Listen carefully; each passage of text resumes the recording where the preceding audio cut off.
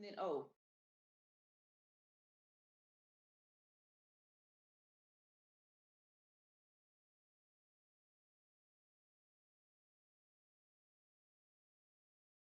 So I have a question.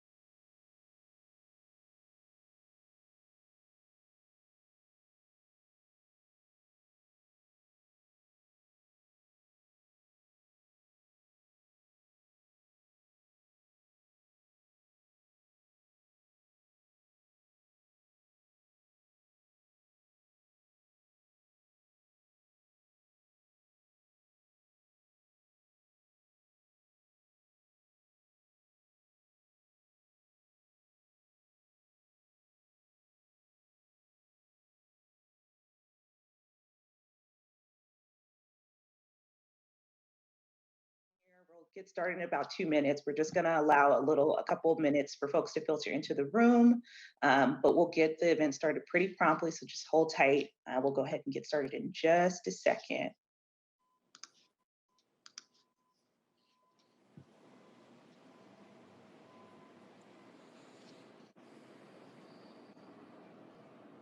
Linda, you always look so pretty.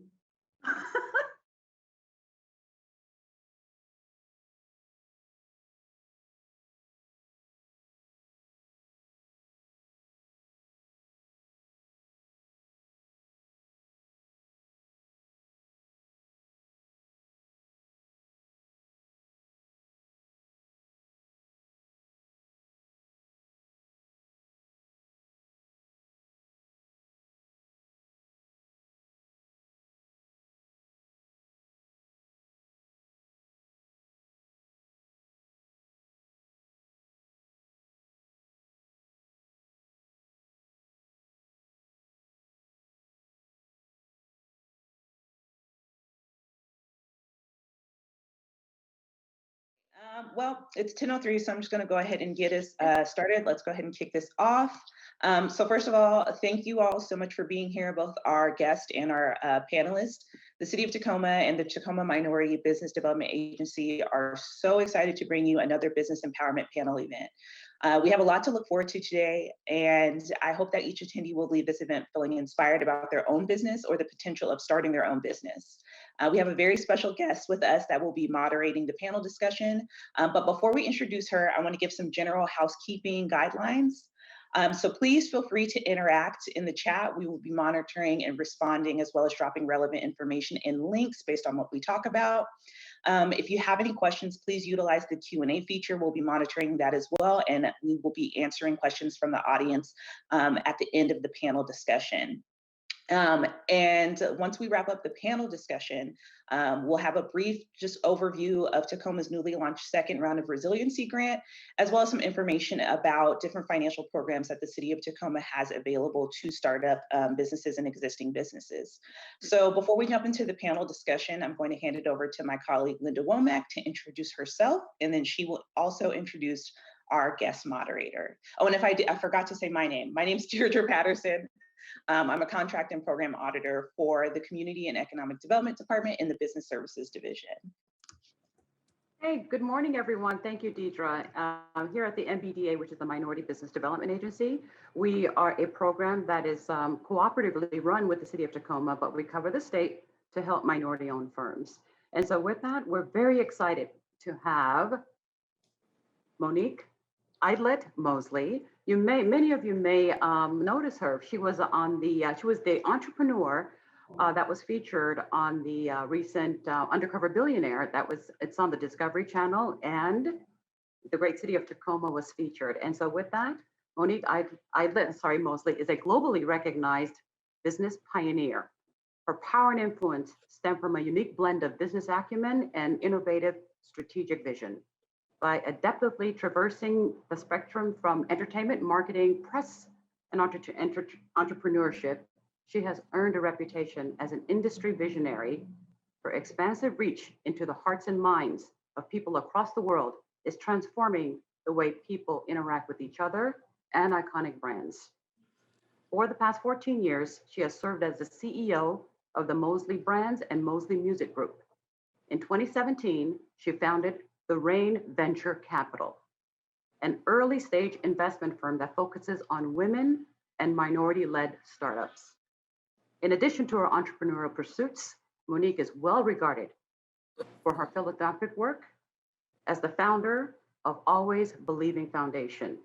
Monique finds innovative and empowering solutions to promote self-confidence in young girls. She has also served in several other nonprofit organizations. Since 2014, Monique has served as the National Trustee for the Boys and Girls Club of America. So with that, let's give her a warm round of applause. Thank you, Linda. I'm gonna have to talk to whoever sent that bio over. Like, listen, at the end of the day, I am literally just a human being who continues to try to navigate through life, learning and then sharing information, right? And I think that things like this that you all are doing is so important because that's our job, right? To come together collectively and to build as small business owners together. So I'm really, really excited to be here. So thank you.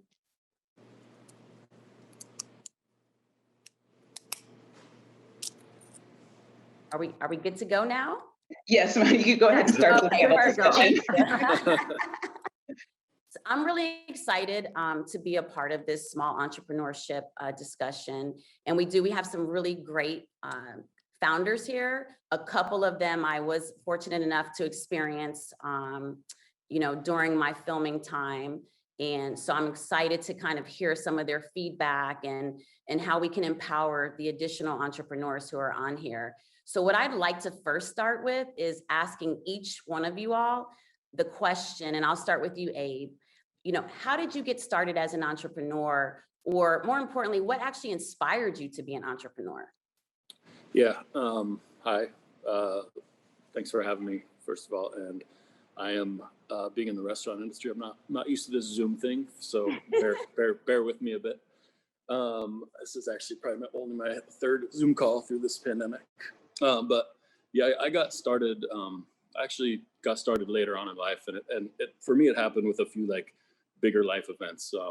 My father passed away. My second daughter was born, and so I had two daughters under the age of 5, and I got to the point where I was pretty unhappy with my previous company, as far as the direction it was going. And I think everyone who starts their own thing has to be okay with a certain amount of risk. And for me, it was really about the ability to control my own outcome. There's something pretty cool about being able to, the business you create kind of lives or dies on the decisions that you make and the things that you do and the people you surround yourself with. And I think that was a big motivator for me. That's amazing. And so, Abe, can you let everyone know, just in case they don't, your full name and then what business that you own? Yeah, my name is Abe Fox. I own Wooden City, which is a restaurant.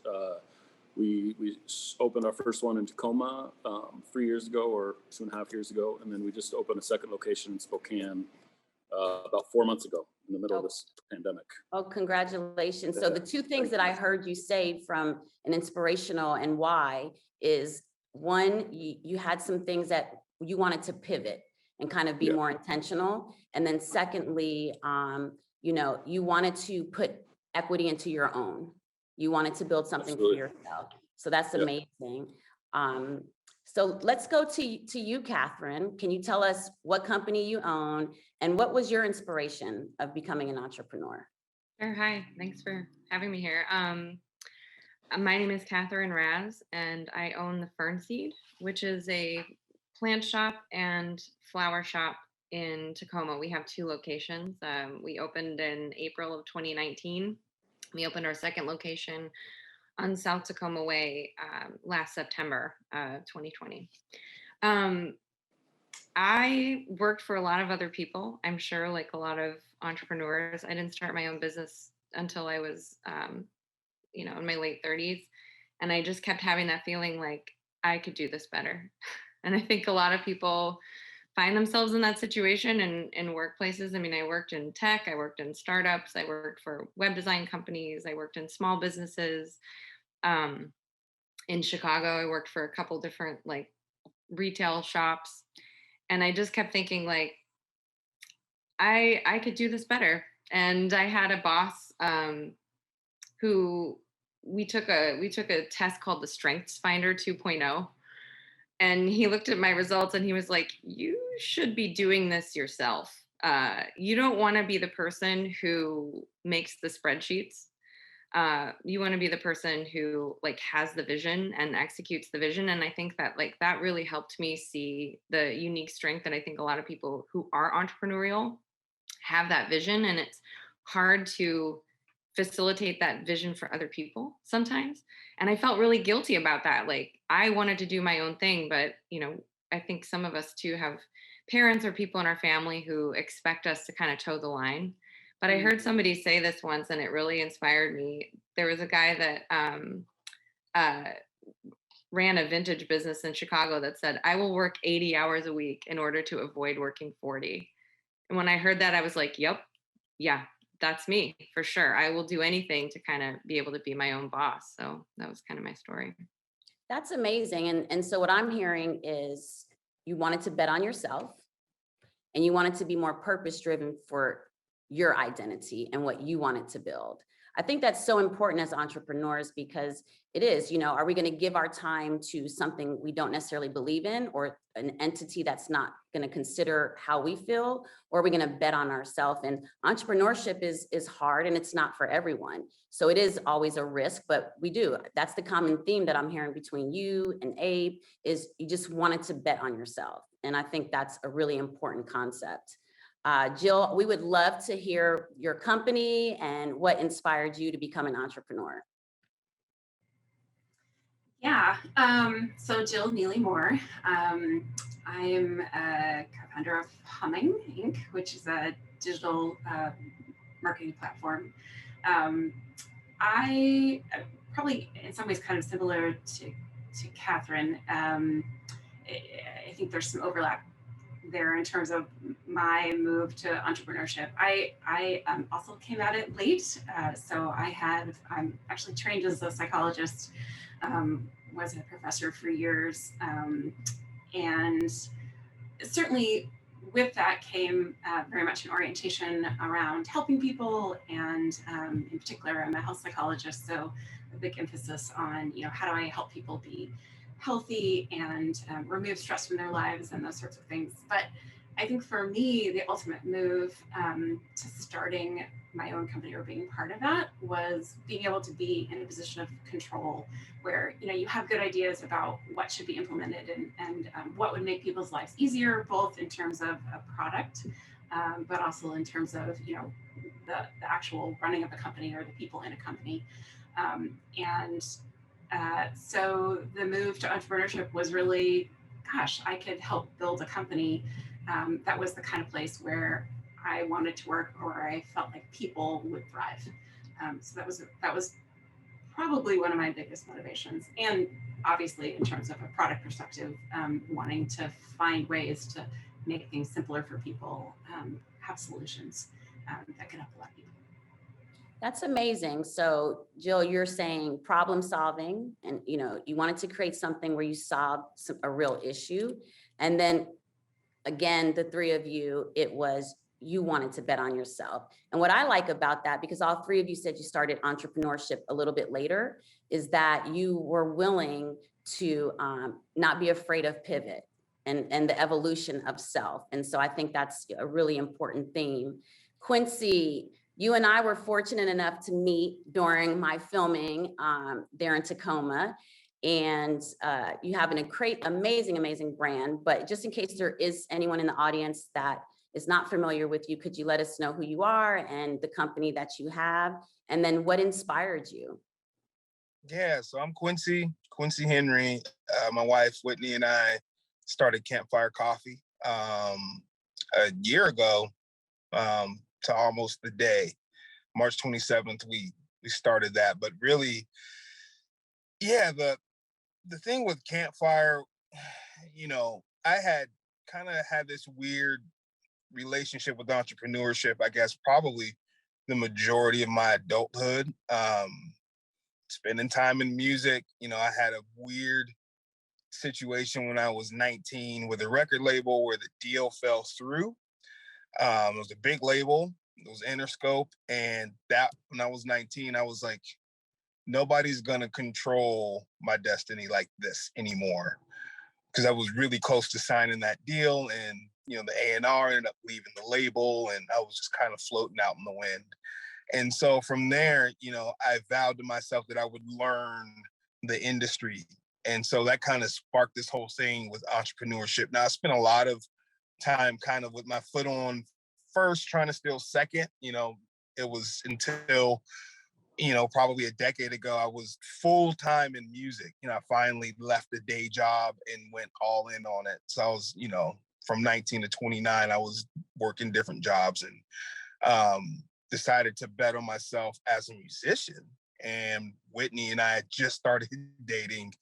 And but how we got to Campfire was really after I was kind of done touring and living that lifestyle as an indie musician, 4 a.m. flights and rental cars, and that sleeping in rental cars and eating bad junk food. Like, I was over that. I had little babies at home and stuff. And I had a background in marketing. When I wasn't on the road, I had my own recording studio. I was fortunate enough to have my company be contracted to produce some festivals in town.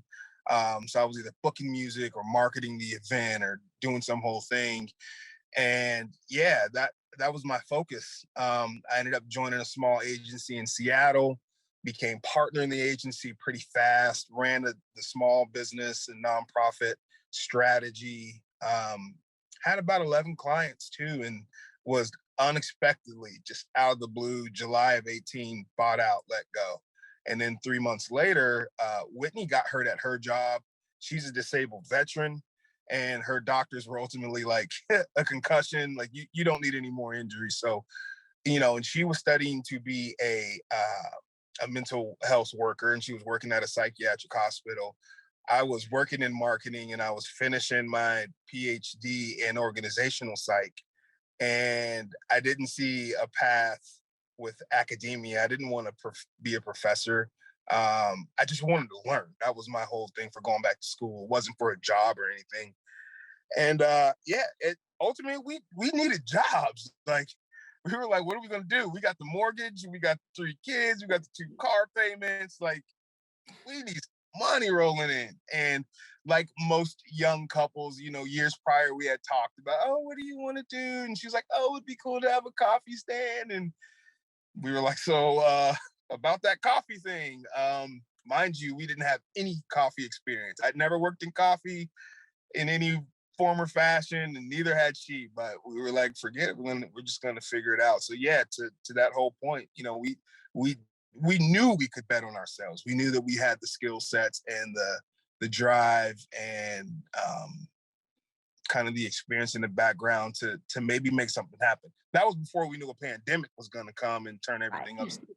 But yeah, we'll definitely get to that part, right? And right. The way you answered this is a perfect lead into another question that I wanted to ask. You needed money. It takes money to build a company, and getting a business off the ground financially is challenging for any person. How did funding the startup of your business, like, what did that look like for you all? Who wants to jump in? No, I'm asking you. Oh, yes. Okay. All right. You said okay. Yeah. I mean, quite honestly, we did everything we could. We sold the house. We did a GoFundMe. We raised. We had a goal of raising $10,000, which, oh boy, how naive that was to think $10,000 was going to do it. We raised the 10 grand, and that was fantastic. We raised more than that. We did sell the house. We didn't make any money off the house sale. That was very disappointing. So now we don't have a house, but we do have 10 grand. And then what ended up happening was the pandemic was probably the best thing for us in that, you know, we thought we would have got the shop open in March. The shutdowns hit early March, and then we just had all this merchandise because Wit makes all the merchandise, all the apparel that we sell, it has our logo on it, and I do all the roasting. So we had all this coffee and all this merch ready to go. We had no intentions of starting an online store, but the pandemic forced our hand on it. And so, yeah, we decided to give it a go. And we started selling out of everything immediately. At the moment it went live, sales started coming through. And I know that's not a typical story, but that was our story. And we needed it because we still had some construction left to do in the shop. So the first 6 months, you know, we sold more than we could have imagined in goods. We didn't see any money from it, but it did help us realize getting the shop open in August. So yeah, we bootstrapped it up. We didn't have the credit to get a loan. Right. God did not. I actually, quite honestly, wrecked my credit because like most Americans, like we're trying to start this business and I'm like waiting on tax time to hit. Like, let me get this little tax money. We're going to go get some more equipment. You know, and we're selling all the stuff we can sell and we're putting it right back in the business to get more. So yeah, creative solutions, right? You had to be creative. Right. Yes. So Abe, I would love to hear, you know, pretty much the same question. You know, when you started your business, you know, what did that look like financially? Yeah. Can I just, I haven't had the pleasure of meeting Quincy yet, but I've been to Campfire Coffee a bunch of times, and you can feel that energy when you walk in there. It just feels like such a good space, and just seeing him, it's just that's why, right? That's such a big part of owning something, and entrepreneurship is like you feel someone when you walk into a space. Anyway, restaurant industry is obviously not an industry people are throwing money at. I think what's like that's like 60% fail in their first year, 80% fail after 5 years, and so it wasn't. I mean, no, it's probably not easy for anyone, but for our industry in particular, like it was really difficult. I will say that it taught me a big lesson in connections, and the connections you make, even when you're not intentionally making those connections, past connections and people you interact with, that kind of allowed me to use those resources to find a little bit of money here or there. But also I had some friends and family that really believed in me.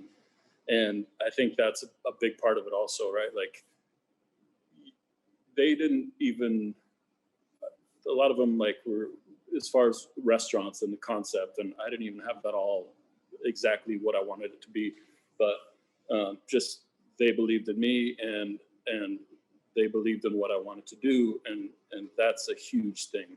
I think one other thing that I was really blind to is financing a business. Like for some reason, I just didn't know that was a thing, you know. And like I said, I started a little later. I worked for a group, and I didn't really know the owner side of it. But that's a way to get in the door for businesses, especially retail and restaurants. A lot of places, if you buy a previous space, will finance it, owner finance it for you, and then they'll also, if you don't have that experience, kind of teach you the ins and outs of the business as part of that sale. But yeah, it wasn't, you know, for any of us, and you know, it's not easy to find that money. No, it's not easy to financially support. And I think that the conversation of family and friends is always the best place to start. When I did my challenge there in Tacoma, even though this was not my community, I literally found and created my community and did a family and friends round, on Yeah. purpose to help showcase that there are all types of options when you become creative. So I think that, even though you and Quincy have taken two different financial routes, it's really about the creative solutions and finding the toolkit that can apply to your business model, right? Jill, I want to be able to have a lot of interaction and get as much information out here as possible. So in just a very, just a sentence or two, what did that look like because you're a tech company, right? And so that's you're talking programming, web, that's a lot that goes into that financially. So what did that look like for you? That's a pretty fast answer. We started with friends and family and did that for about a year and a half-ish before we took some institutional money. And now we're a little bit of a hybrid. We're now in the institutional and friends round, I suppose. You're like a pre-seed. Exactly. Perfect. Yep. Okay. Yep. Exactly right. Yeah. You're right. Tech does take, developers are expensive, so tech does take a bit more financial. And now we're in a position where we're trying to bootstrap it as much as we can. I think bootstrapping, regardless if you have the largest access to literal cash, is always the best approach, no matter what business model, right? It's finding the lean way to start your business. Catherine, we'd love to hear from you as well. What did that look like financially, starting Fernseed? I love talking about financing business because I've talked to so many people who are trying to start a business that it's really hard to even scrape up $5,000. Mm-hmm. It's hard, especially if you don't own property and if you don't have good credit. So I was very fortunate to have bought a building in Chicago in 2013, and my husband and I sold it in 2018, and we made some money on the sale of that building because we happened to be very fortunate that the real estate increased in value. So I was able to take some money from the sale of that building, and I also borrowed money from my parents. And then I also got a credit card with a pretty high limit for business because I had pretty good credit. So I was very fortunate in all of those ways. And I love what Quincy said about so naive to think that $10,000 was going to do it because, thinking about starting a retail business too, all the products that you see on the shelf, I have to buy those. So how do you fill a store with products that we had to put money into that inventory to open up? But those were my three sources: was family, credit cards, and some personal savings. I was very fortunate to have those things. No, that is amazing. And that's not always the typical story, right? And so I think that there's always ways to, there are small business loans, there are small business grants. Those are, great resources that can be Googled. There are inventory credit lines, specifically for inventory that you can also Google. So, there's definitely some options. But one of the things that I do want to make a comment on in regard to financing is that a lot of times, there is still the concept of barter. And I think it's really important to get to know, as small business owners, your community of small business owners, because there's a lot of things that collectively together you can all support each other with. And so I think that is also a very important part of potential financing as well, is you all betting on each other and supporting each other. I think that's super important. And Catherine, since you're here already, definitely want to ask you a question very particular to Fernseed. And as a brick and mortar, right? What are the key things, especially during a pandemic when everything was shut down? What are the key things that you've had to kind of adapt to keep your sales growing with all of this unknown territory?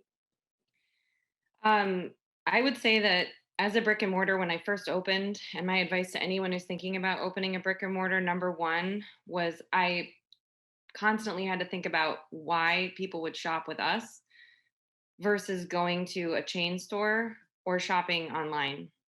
So I had to come up with the why to start with. And honestly, houseplants are a big why, because it's something that people want to shop for in a physical space. You can buy them online, but but that's not enough. So I constantly have to think about the why all the time. And so we have sort of a saying that we say in my shop, which is For the same people, you're always giving them new reasons to come in. And for new people, you're always giving them the same reasons. And the same reasons we have are talking points about our business. One is that we support local makers. So most of the stuff that you'll see in our shop is handmade by people either locally or different people that have handmade small businesses in the United States. And then two is that plants make great gifts. So we want people to think of a plant as a gift for a housewarming or a baby shower. And then the third is that we offer a free potting service. So you can come in, you can buy a plant and a pot together, and we'll pot it for you. We talk about those things all the time for new people. So we have those series of talking points, but then also for the same people to give them new reasons to come in. We'll do sales, events, we promote different products at different times. And I like to joke about the McRib. And I always take a photo when it says the McRib is back, because it's like the McRib in McDonald's or the Shamrock Shake, that's same people, new reasons, right? You're constantly giving them a reason to come back at that time. So when you see the McRib is back sign, that's a great piece of business advice that, like, what is your McRib? What are you doing to get people to come in and think about, tie something that they're going to maybe do anyway to an occasion or an idea about what your business is. So it's all about the fern seed experience, right? The consistency, the creativity, and almost them feeling like kind of like a fern seed family member, right? That's what we call our rooted family members. And so speaking of local and community, Jill, you moved from Seattle to Tacoma as a tech company, where most people would take the tech company to Seattle, right? And so help us understand kind of like this thing for Tacoma and why you felt like Humming should be in Tacoma, and what does that look like from a growth perspective? Yeah, absolutely. I think we started in Seattle because we thought we needed to, especially as a tech company. It's like, well, if we want developers, that's where we have to be. And we had a couple tiny little co-working office spaces, like, we could literally look out on Amazon's headquarters. And for one, my co-founder and I, we just got tired of driving to Seattle. So that was the first pain point, kind of led us to question, do we really need to be here? It was also true too that I don't think Seattle really cared that we were there. I mean, there's so much going on in Seattle. And it felt like, especially with our focus, a big part of our mission is to be able to serve small and mid-sized businesses. And that just didn't play well in Seattle.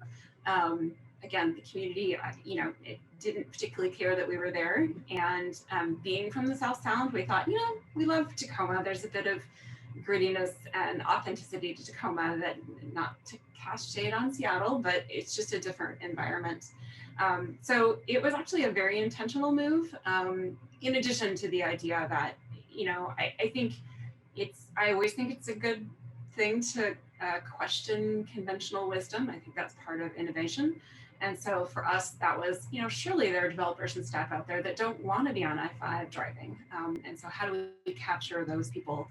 And sure enough, that ended up, being our bet. So a lot of it was, moving down to Tacoma was definitely for ease and quality of life, but a lot of it was very intentional in terms of trying to match kind of our ethics as a business, and how do we help lift up Tacoma? How do we help lend some of our expertise to the local community and get it going? I mean, Tacoma has a great energy that I think is particularly good for small and mid-sized businesses. But I think if we give them proper sunshine and water and and expertise, a lot of that can really grow. And I think Tacoma's been waiting to really, really grow for a long time. So it was an intentional desire to be part of that move.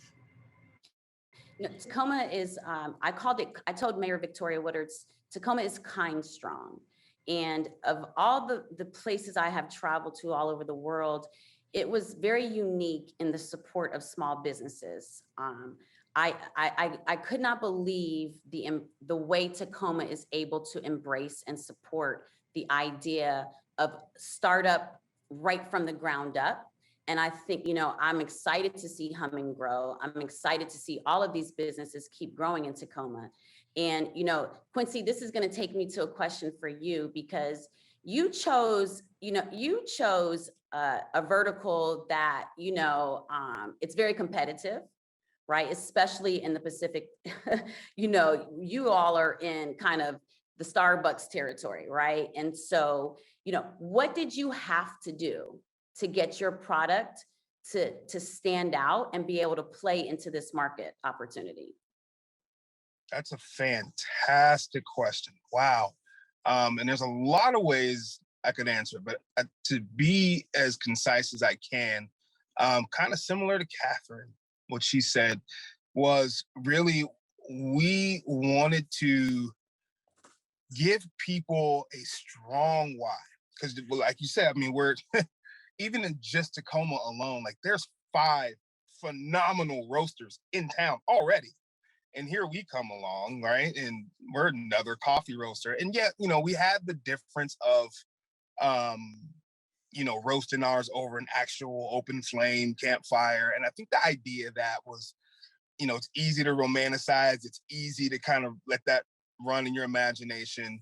But yeah, we always think in terms of customer acquisition. We know that there's always going to be the opportunity for someone to go anywhere to grab a cup of coffee. So we try to do things that make we start with the feeling, the aesthetic, how it makes people feel, but in a very genuine way, right? Like we try to build our whole concept for Campfire with who we were just as people in mind, right? Like, so this isn't an act, this isn't a front, this isn't we think based on something that we researched that this will work here. It was just like, we're gonna be us, we're gonna be real, we're gonna love the things that we love, and we're gonna lift that up in our messaging and make it something that's accessible and easy for people to digest. And so, yeah, now it's just about how do we repackage that messaging? Like same thing Catherine was saying, we got to keep giving people reasons to come back and feel good about supporting us. And that's kind of we feel like our competitive edge in that space is, we're not just another coffee company that's gonna kind of turn their nose up you if you don't know what fair trade, organic, rainforest alliance coffee is. We're like, we do all that, but we want you to feel good coming in here first. You're meeting people where they are, right? You're meeting people where they are. Yes. That's exactly what it is. And I think that when we think about large corporations and why small business owners can make such a much bigger impact now, is that when the customer and the community and the consciousness of the capital is actually being put as the priority, then all of a sudden the power of that small business you feel the difference, right? You absolutely feel the difference. And I have been to Campfire Coffee House, which I absolutely love. And Abe, I've been to Wooden City, which I absolutely love, which would bring me to something that I'm interested in knowing, because as I was filming, every day I was seeing the restaurants close down, and it was heartbreaking to me. And, to encourage the entrepreneurs through adversity, right? Can you tell us how did you approach being shut down during a pandemic, but then being able to sustain and stay open and continue to start thriving again, even though we still are in the side effect of a pandemic? Yeah, well, I think it has a lot to do with where we are. We keep talking, like Tacoma is just such an incredible place. And like you were saying, like the community support here and the support for small business is so amazing that I think if we were in a different city, if we were in Seattle, it would be different. I mean, not to mention the fact that Seattle is just saturated to the gills with restaurants, right? And so we chose Tacoma for that reason. We wanted to be in a city where we could stand out a little bit and provide our I mean, it's all about hospitality, this industry, and it's about connection and hospitality. But I think with the pandemic, I got some really good advice from an old friend and an investor, and he's got money in other businesses, and he told me to not shut down. All these restaurants were shutting down, and we were about to shut down too. We weren't we were just going to shut down for 2 weeks and see what happened and kind of let it play out. And we were on the verge of making that decision. And I talked to him, and he said, do whatever you can to keep your business open. Do whatever you can to keep your brand alive, because even though we were just one restaurant, like, you still have to think of it as a brand, and you have to believe everything behind that brand and everything you are. And so we pivoted and we created an online ordering system. My business partner figured out all the things that entails. And then I delivered food. Like, we set up our own delivery business. We didn't want to use the third-party platforms because they fucking suck. Sorry. Right. And so we made it work. And I think because of that, we were ahead of all of everything just a little bit. So when other restaurants started to open back up, we were a couple weeks ahead. And when other restaurants started to see the mental health aspect that this put on our employees, we were ahead of that also. We were already learning that we had to deal with now not only keeping a business afloat, but also keeping employees happy and making sure the mental health is good and all that stuff that has been so vital through this. I mean, I could talk forever about this year. We all can, but yeah, I think that was it. The Tacoma, the community support in Tacoma, and being able to pivot and not shut down when we thought that was maybe the right call. You know, I keep hearing the same theme amongst the four of you. The ability to pivot, right? As entrepreneurs, we have to be flexible. We have to tackle adversity head on. The community is what I keep hearing about. And so, you know, I would love for you all to share, and Abel, just start with you since you're right there. You know, if you could say to someone in the audience who might be thinking about the food and beverage, the restaurant industry, right? What is the future of the restaurant business, right? Because as entrepreneurs, we can't just think about today, right? In order to still be around and plan, we have to think about what does our industry look like 5 years from now. So Absolutely. For you, what would you say to them? What does that look like for Woodin City and any other restaurant? Yeah. Look, our industry needs to go through a massive overhaul. We're looked upon as like this kind of secondary industry, even though I believe before the pandemic, we were the second biggest employer in the country behind the government.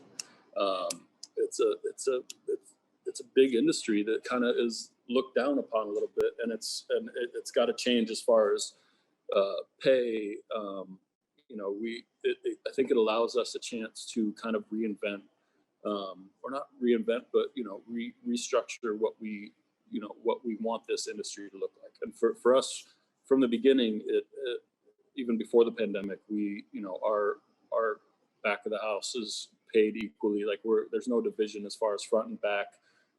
We're figuring out a better way to pay, provided, we want to provide insurance and pay time off and all these things that a normal industry does that for some reason the restaurant industry just has not adapted to.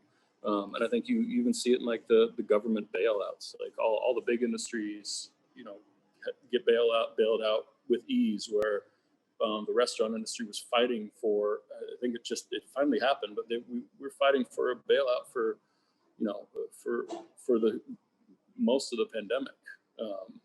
And yeah, I think so. There has to be some pretty significant change, and I think there's a lot of the big players are behind that, and which will be great. So what I'm hearing is the future needs to be equity, equality, right? So that everyone feels vested, no matter what role they're playing in one of the most important things we will do every day, which is consume the food, right? Yeah. And so it's that building a culture too. Sorry. right. No, please. Yes, that's what this is for.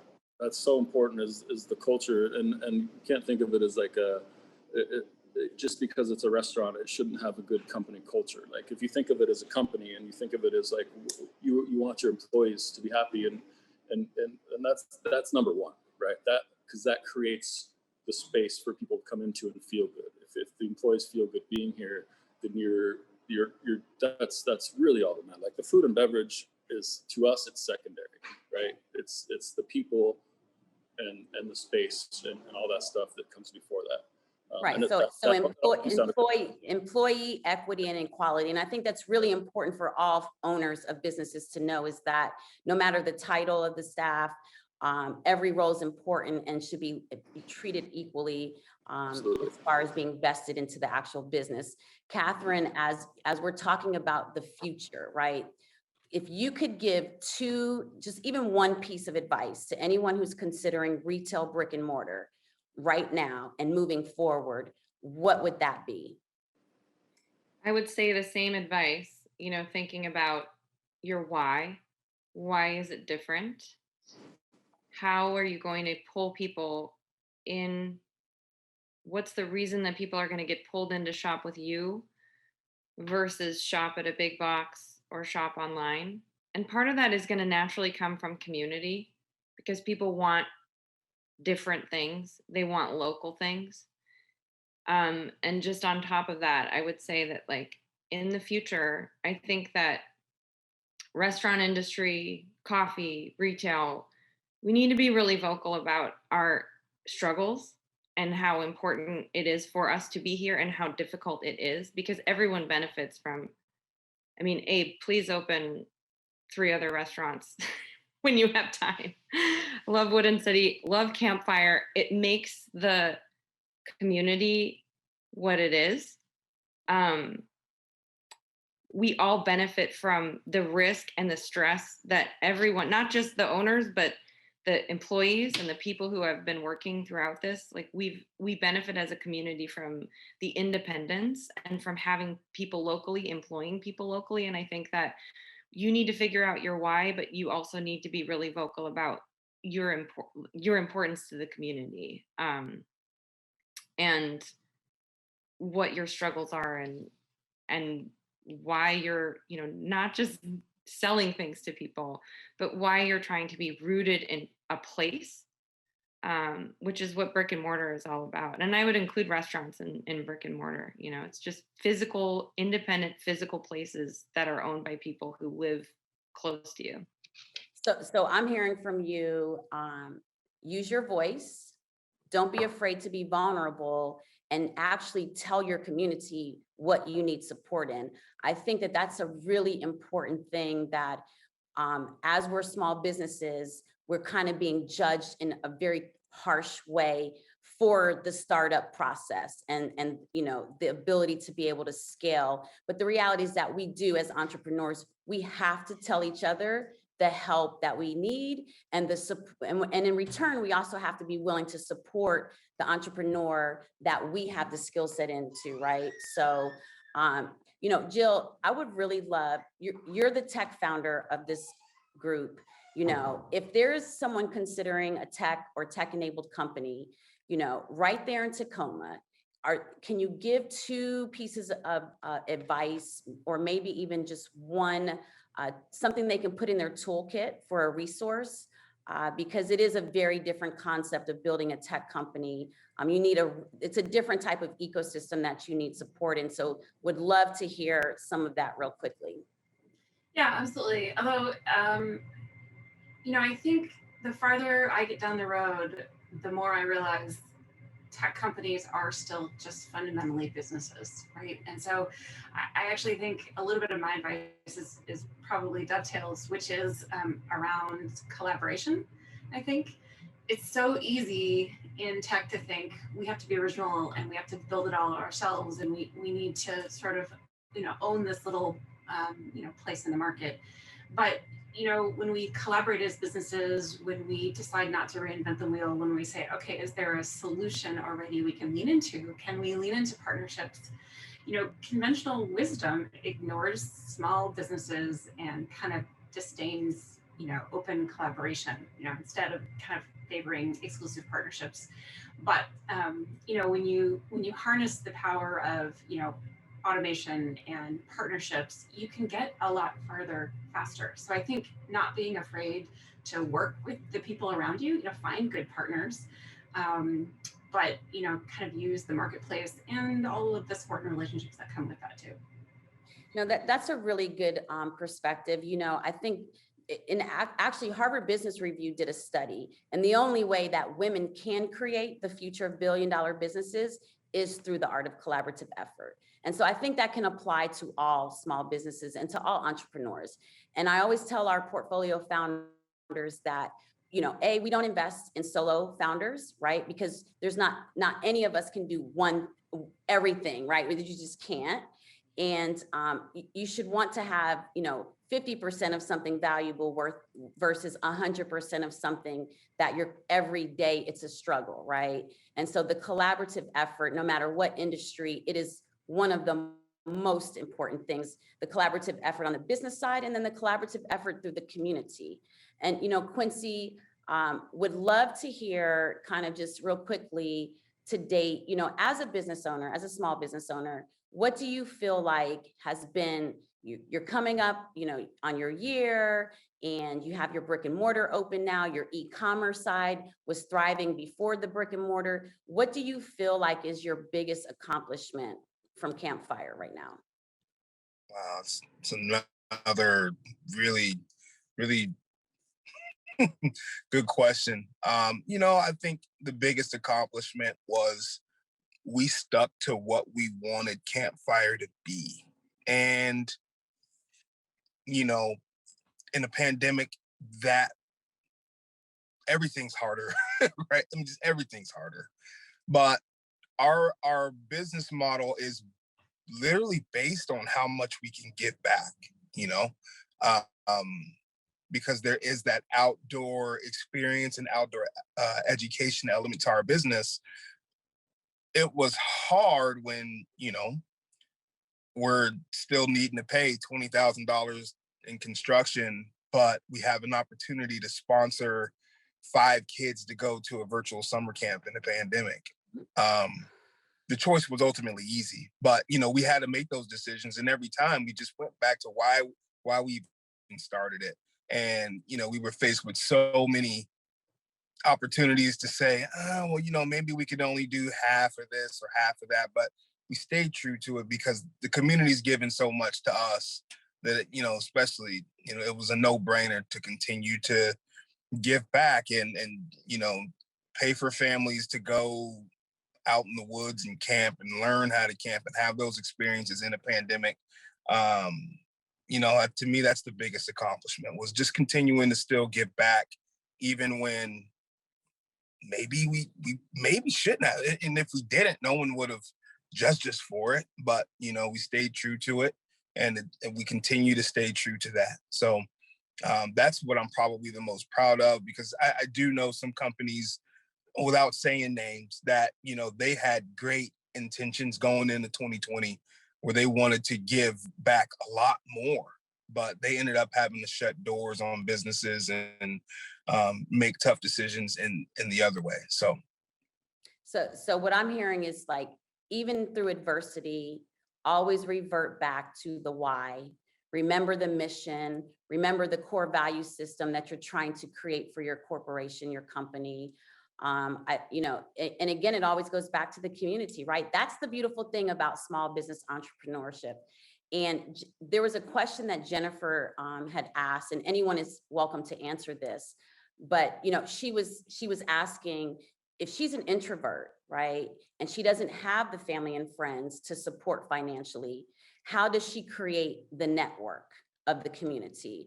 And so if there's any suggestions or any, you know, business alliances or any organizations that you all are familiar with and can suggest to her, please, any of you, you know, are welcome to answer.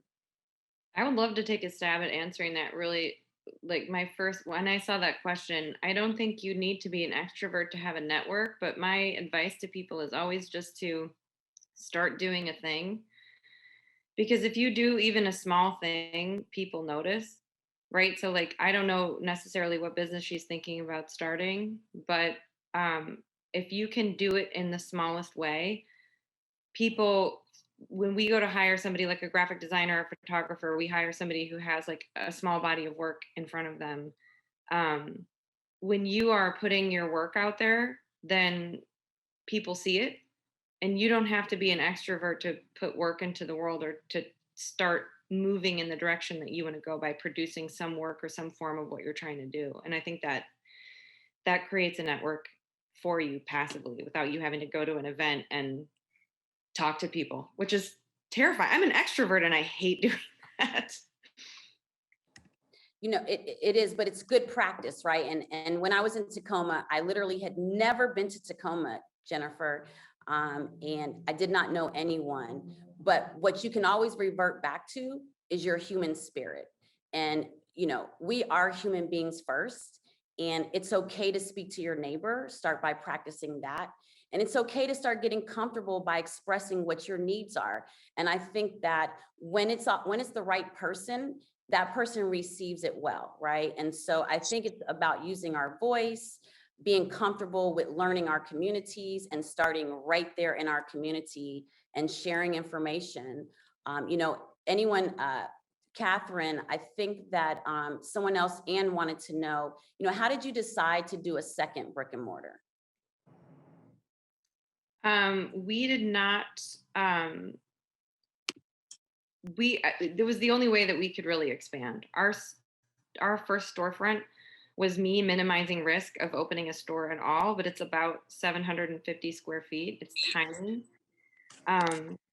And we didn't have enough space if we wanted to expand the business to ship or to do floral, which was another important element that we wanted to bring in. So we were just selling houseplants, but we wanted to sell locally grown fresh cut flowers. And so I started looking for warehouse space where we could fulfill orders from. I reached out to Deirdre. I remember just asking, like, hey, is there any warehouse space that potentially has like natural light and is easy to load in and out of? And really it just came down to a storefront. Dollar per square foot is going to end up making us a little bit more money because we can open a second location and have walk-in traffic come in and buy things. If we're going to have the space anyway and have people working on the space, the retail spaces just made more sense in terms of what our needs were for light and loading big pallets of pottery in and out of the space. So it was more out of just necessity and needing to be able to expand that part of our business, knowing that we had to move in that direction. It was like I almost had no choice. And so the risk, the fear, it wasn't even there. It was like, you know, you're in a burning building and here's a window opening, like jump through it. So just getting right to it, right? Not being afraid. I think we have time for just one more quick question. And if each of you could answer this, I think this could be helpful for the audience. You know, how do you avoid burnout as an entrepreneur? How do we create this balance of self? Because if we're burnt out, then we don't bring our best version, right, of ourselves to our business. So would love to hear one quick thing from each of you of what does that self-care look like for you all? I'll go first. Yeah, that's a real thing. My kids, I have 2 kids, and it's like, I think that's a big part of owning your own business is the separation when you're with your family. If you have everything kind of lined up with like where your business is, and if you're comfortable enough in like the direction it's going, then I think it does allow like, and not only that, but allows you can kind of create your own schedule. And so, yeah, for me, it's like when I need to like have that like time for myself or time to kind of like get away from the grind. It's like focusing on the kids and that kind of allows an extra, you know, rejuvenation or whatever you'll call it. So spending time with your family is like kind of like that reset for you all. Absolutely. Jill would love to hear yours. Well, many people would laugh at this question because, of course, as a health psychologist, there's a whole bunch of things I know I should be doing to maintain work-life balance, and you know, the pressures of a startup often don't allow that. I will say that I think I do 2 things. One, I really it kind of a little bit of the balance. I really try not to work on Saturdays, so at least I hold a little bit of space. I'm not running every day like I'm meant to be. I'm not doing some of those other things, but I sort of keep some minimum guardrails. But I think the other thing that is important for me is, I think burnout really comes from being down in the weeds too much and not raising your head above it. And so one of the things I try to do, which is helpful in a business sense anyway, is at the end of each day to be able to say, what did I do today that contributed to moving the business forward? And it allows me to kind of take a different view. And I think that is really fundamental to me continuing to go back to the mission and stay enthusiastic about what I'm doing. So you stay encouraged. You take that. You just take that acknowledgement of you did some wins today, even the smallest of wins, right? It's really important to celebrate each day because you get to go into the next one anew, right? So that's important. Quincy, what about you? Yeah, I'm kind of like Jill, especially having somewhat of a psychology background. I should be doing better, especially knowing organizational psych. But sometimes the 16-hour days are inevitable. I feel like also our case is a little bit different now. We kind of built our whole concept of the business around what we love to do as a family, which is camp and be out in nature a lot. So if we just so happen to take a camping trip for the weekend, it's like we're knocking out kind of two birds with one stone. We're still kind of like working to some degree, but we're absolutely just relaxing and living that out. But on a more, I guess practical side, it is scheduling. There are times where, Whitney and I will just say, you know what, those online orders, they're not pressing. They can wait 24 or 48 more hours. We still have a couple hours or a couple days left on the clock. We don't have to power through them tonight. Let's get home, spend some time with the kids, have a movie night, and just do nothing campfire related for once. But yeah, I think, it's all about building in those safeguards into your own environment. So you turned your passion into purpose driven as a lifestyle, right? So work doesn't always feel so stressful as work because you enjoy what you're doing. And what about you, Catherine, as we finish this discussion up?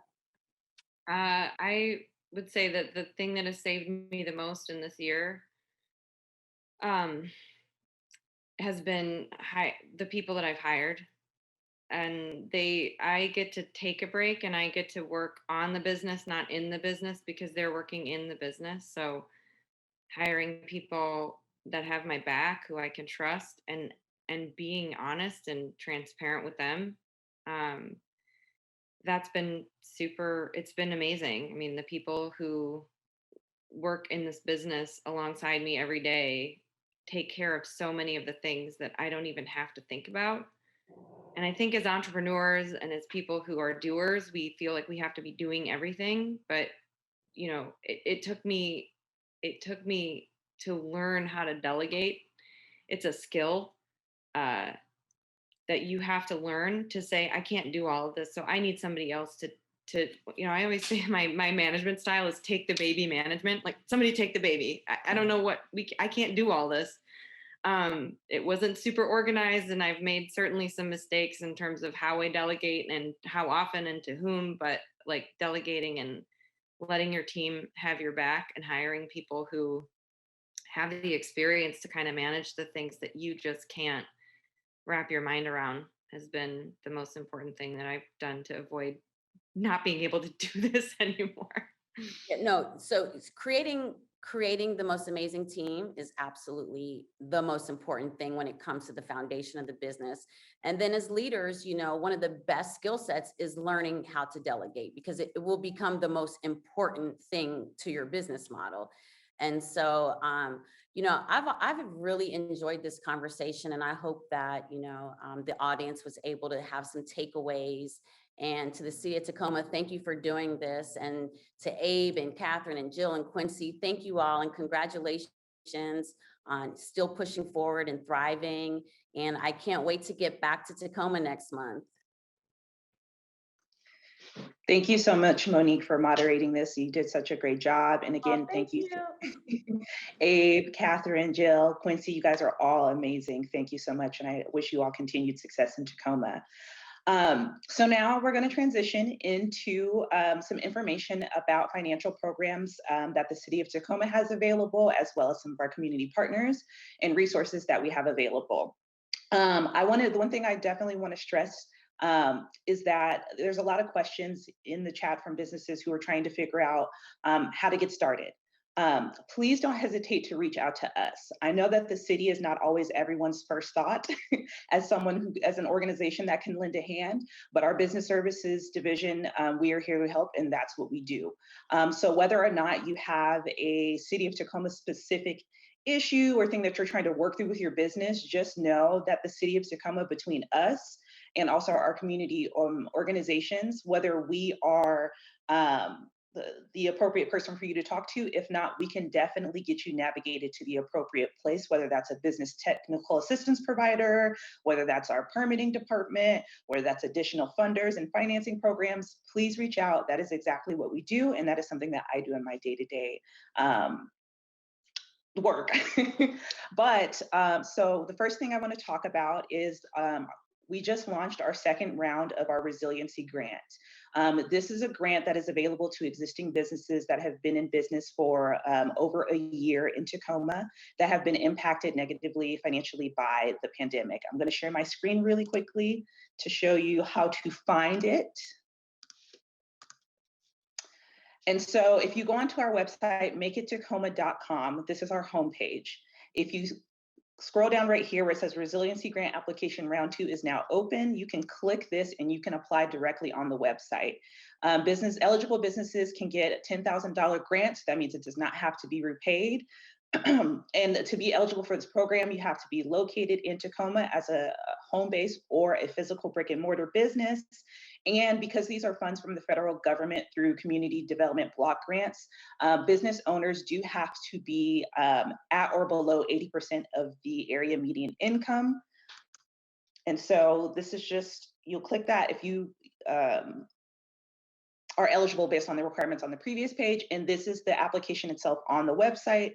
It includes those numbers for household income limits. So you can look right there and see if you qualify, input your information, and your application will be sent directly to us. We will be performing a lottery system. So if you are a business and you qualify for this program, or if you have questions about your qualifications for this program, please feel free to reach out to me. I will leave my email address in the chat box. The City of Tacoma does have financing programs. They are kind of on hold at the moment as we focus on COVID-specific funding. However, they will be opening back up this summer. And so we actually have a microloan program, and we also have a small business loan program. So those microloans, we are startup friendly. We will consider and we will look at startup businesses. You can get a loan of up to about $25,000, and we have really flexible requirements as far as collateral is concerned, equity is concerned, and things of that nature. And then we also have our small business loan program, which is gap financing of up to $500,000. So if you want more information on that, again, please reach out to me. You can also go to our website, makeittacoma.com, and there's information there as well. Again, that will be relaunching again this summer. And so if you want to get in the pipeline, or maybe you want to see what the application looks like, or maybe your business that's not quite ready to access financing and maybe you need some help with your business plan, please reach out to me and we can get you connected to assistance providers that can help you get that business plan ready so that you can be prepared to apply for a loan with us or any other bank or CDFI in the future. And lastly, Tacoma is now a Kiva hub. So an organization here in Tacoma, Spaceworks, is now a Kiva hub. And so for those of you who are not familiar, Kiva is an alternative loan program that allows people to apply for loans of up to $15,000 that are crowdfunded at 0% interest. And so David Combs at the Spaceworks Tacoma organization is going to be the point of contact for that. And I will drop his email in there as well. And you can also contact me. So those are just a few of the programs that we have. I'm going to drop links to our website, email addresses for contact, and please don't hesitate to reach out to us. Linda, would you also like to add about the MBDA before we go ahead and close out? Yes, I'm here. So again, as earlier, maybe some of you weren't on, we are the MBDA, and we work in collaboration with the CEDD, which is the Community Economic Development Department, and the Equity and Contracting team. And how we work together is we work with firms that have kind of already been established to help them and build and scale. But those maybe who are, maybe under 3 years, we work together with the city so that you can get the technical assistance that you need. Now, understand that we do have CPAs, bookkeepers, legal, bid estimators. I mean, we have them on retainer. So we work together to ensure that those technical assistance providers can also work with the folks who are registered to do business with the city of Tacoma. And so with that, I mean, we're all here and we're here to create that strategic partnership and ecosystem to help you grow. So again, as Deidre said earlier, sometimes folks don't think of the city. They're like, "Ooh, once I get my taxes license, I'm ready to go." But it's a little bit more than that. And we work together as a team to support you. So please do come see us. We're a bunch of friendly group. We have about 15 of us that work together. So with that, thank you so much. Deidre, back to you. Thank you, Linda. So again, I've dropped the links down into the chat for the Make It Tacoma website. I've also dropped a direct link for the application for the Resiliency Grant, as well as my phone number and email address, and David Combs' email for the SpaceWorks Kiva loans. So please feel free to reach out to any of us. We are here to help. And with that being said, we can go ahead and wrap up. Thank you guys all for being here.